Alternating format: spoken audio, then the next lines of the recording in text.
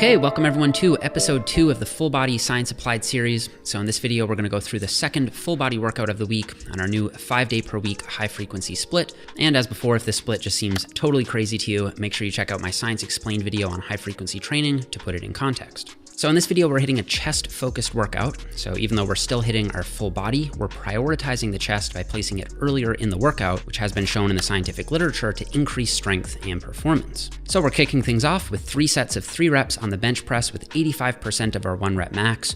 And even though they're not max effort sets, they're still quite heavy, which begs the question, do rep counts as low as 3 belong in a hypertrophy-focused program at all? Well, I think it depends. I personally like to include some pure strength work because first of all, I'm not only concerned about building muscle, I also care about getting stronger, and strength is specific. So if you want a stronger bench, you've got to lift heavy. But secondly, I think a lot of people underplay the fact that low rep strength work does actually contribute to hypertrophy, both directly and indirectly. Indirectly, getting stronger in lower rep ranges is going to allow you to overload more heavily in more moderate rep ranges, leading to more cumulative tension over time.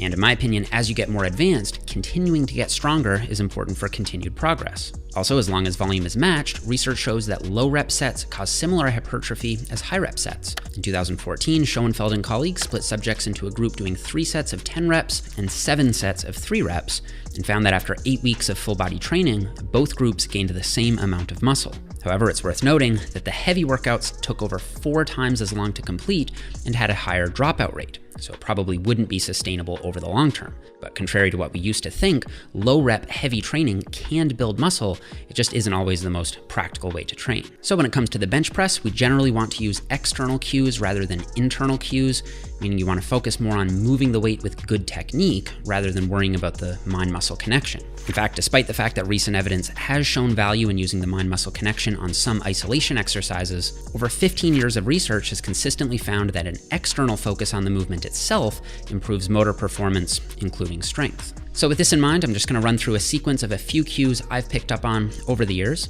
First, you want to squeeze the bar as hard as you can before lowering it.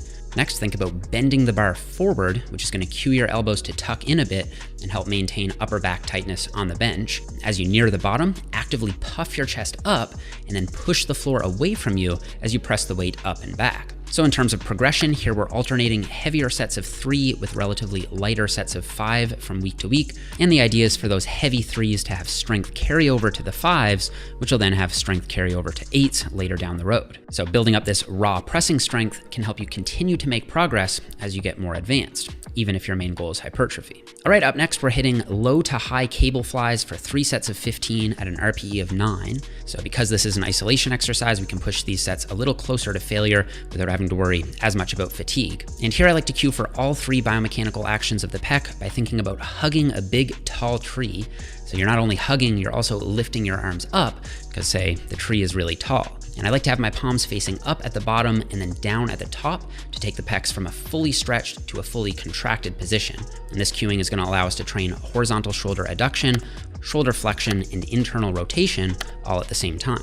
Okay, after that, we're hitting 3 sets of 12 reps on the Romanian deadlift. Now, because RDLs cause so much muscle damage by loading the hamstrings in a highly stretched position, we want to be mindful to stay about 2 to 3 reps shy of failure, as sore hamstrings can really deteriorate future training performance, at least until the repeated bout effect starts to kick in around week 2 or 3. But regardless, I usually try to bracket any workout I do RDLs with low impact hamstring work. So you'll remember from day 1 that we hit lying leg curls, and then on day 3, we won't actually do any direct hamstrings work at all to allow for adequate recovery from these RDLs. Also, we're not doing any direct quad work on day 2 because those squats from day 1 tend to be pretty disruptive, and I usually try to have 1 day of recovery after hitting those.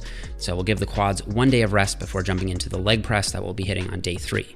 So it isn't the point that you need to hit every muscle every single day. You want to think of it just like taking your weekly volume that you'd need to make progress on any split and just spacing it out evenly across the week in a way that makes sense for performance and recovery.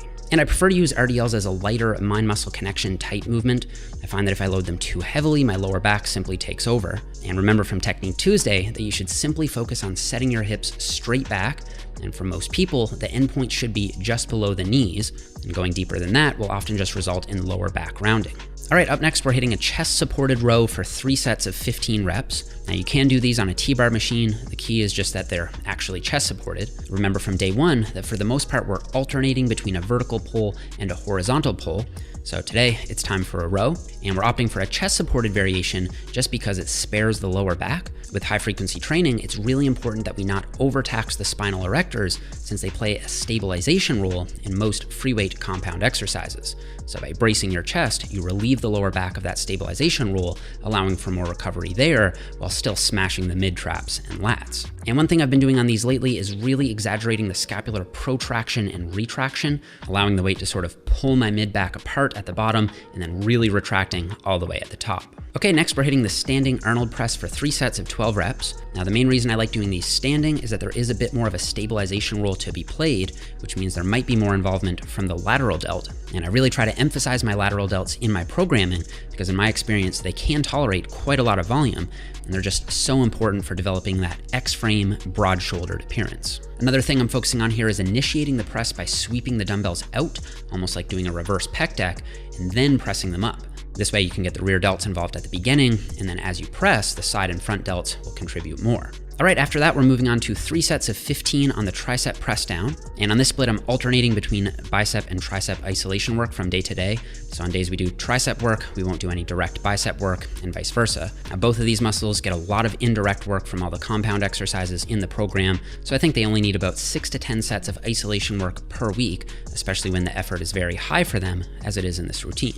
Also, I'm doing these one arm at a time, starting with my weaker side, and I'm allowing my elbow to come forward a bit to stretch the triceps at the top, and then I'm hyper-extending my shoulder at the bottom, turning the movement into a sort of push-down, kick-back combo, which absolutely smashes the long head of the triceps, at least for me anyway.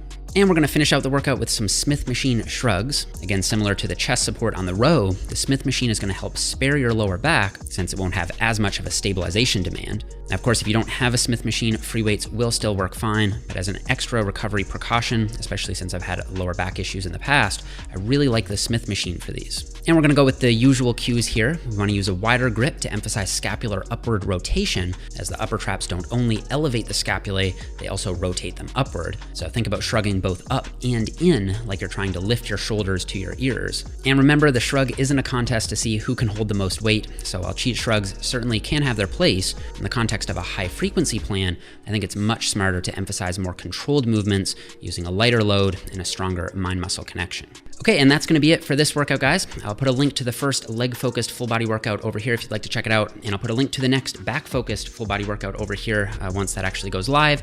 If you're interested in having all this information put into a complete 10-week training program, you can check out my new high-frequency full body program designed for intermediate to advanced level lifters over on jeffnippard.com. Don't forget to leave me a like if you enjoyed the video, subscribe if you haven't already, and I'll see you guys all here in the next one.